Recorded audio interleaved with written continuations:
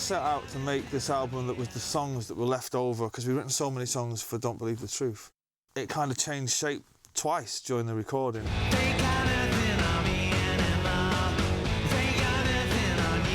For the first time since Definitely Maybe, I started to write in the studio. Noel was coming in and demoing stuff that we'll be doing the next day.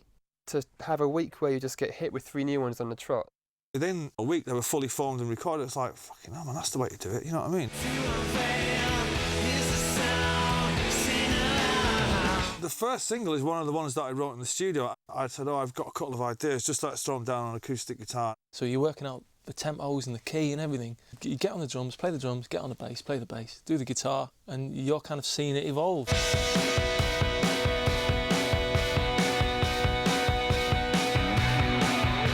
It was really out of the ordinary for us to do that. Normally we'll know a song inside out by the time we record it. That's what fucking Wrecking Records is about, That's the I first think. time that's happened since I've been in the band. We're punk rock, man, I think, when we get cracking on it. Some days we spend a lot of time on the melody and, like, we should be just fucking levelling the fuck out of it.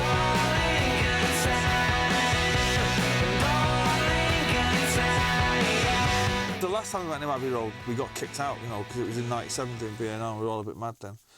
So it's nice to finally do a full album there. Know what to do it in the boardwalk, under the boardwalk, where we first rehearsed in Manchester. But I said, fuck that, man, let's do it in Abbey Road. It's just a great place to go and work, and especially being Beatles fans and stuff like that. To other people, it might freak them out, but it didn't freak us out. I had the recording time of my life. Every day, there's magic there. And I don't know whether you raise your game as well.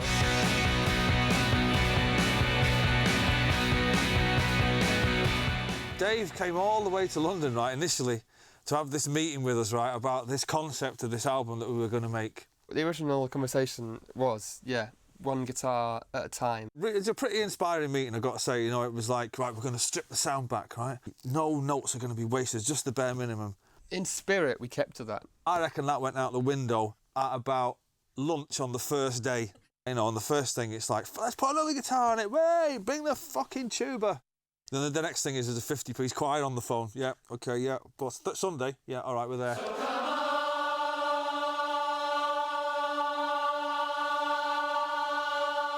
Abbey Road was set up like a real playground. I mean, we have amassed a big collection of musical instruments over the years.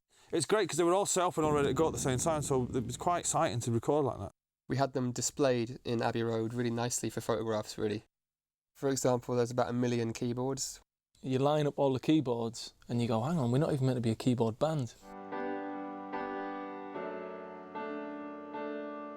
I think I'm Out of Time. It always gets me. I mean, that's soul music for me. He's got his own style.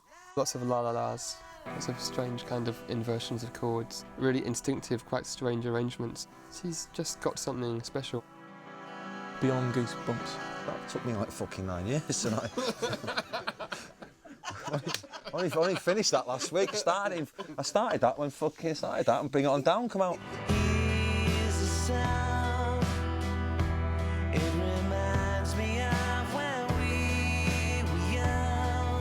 Complete and utter classic. Great vocals. Like when the solo even kicks in, it just sings. He just says what he says, I mean. I didn't go to write a song like that, it just sort of just happened, you know what I mean? It's a bit of a sad song, isn't it, I suppose? He's trying to say things that he would never say. I mean, we are Northern after all. He's got no idea how good he is.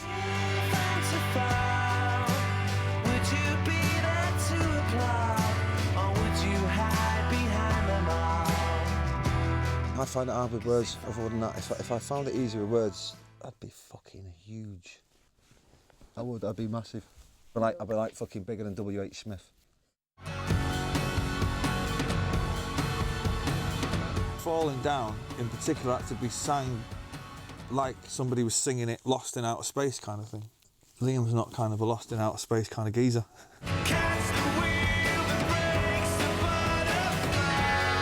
I just try to get the delivery right.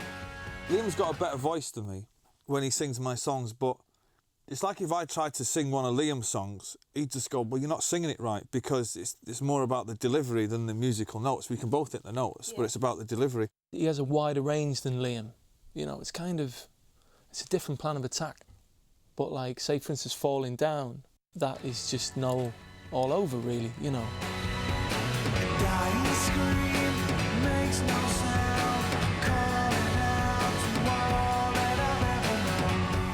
We didn't want to name it after the title of one of the songs, because I always think that's a bit crap, really. When I was first listening back to it, I was thinking, fucking hell, it's a bit heavy. We started looking at the lyrics and somebody suggested Dig Out Your Soul. It comes from a song where the lyrics are written trying to fit the vibe of the music. I'm only just getting over what it says as a song lyric, you know. But there's a kind of religious Armageddon theory going on. So Dig Out Your Soul kind of fitted, really.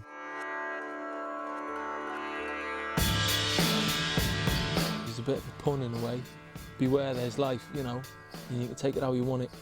The bass and the sitar, and there's no guitars on it. They weren't allowed. Just see if we could get away with it. Had a bit of Manny in my head, obviously a bit of McCartney.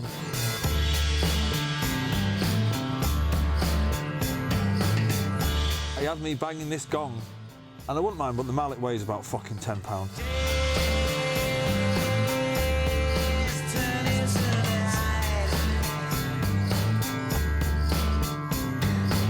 Noel played sitar on it, and Andy played sitar on it. You know, it's not a real one, it's a toy electric one. They're little plastic ones, right? And they're shaped like a sitar. They've got a speaker on the front. They're like the little square radios, but then I was in a shop and saw an actual one shaped like a sitar with little fake strings that you could pluck. As you switch it on and you pick the key and you leave it there, right? And we had it in the Beatles echo chamber, which is like this tiled room where they got all the reverbs. It looked hilarious. It's in this like really famous room. It's this little tiny plastic sitar with this massive mic that's worth about 50 grand shoved in front of it. And the sitar's worth about £12.50.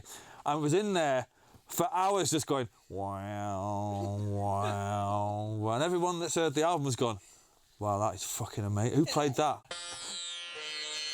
But I played the real sitar on that as well. I went out to the echo chamber, plucked a sitar for about half an hour and got in touch with George Harrison's spirit.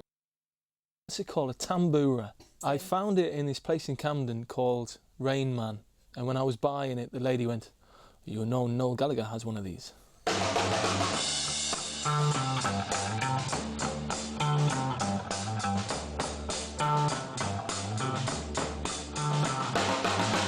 It feels better than the last one and bigger and bolder.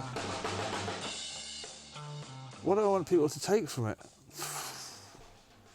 I don't know. I've never known. You know, I'm not that pretentious to go, well.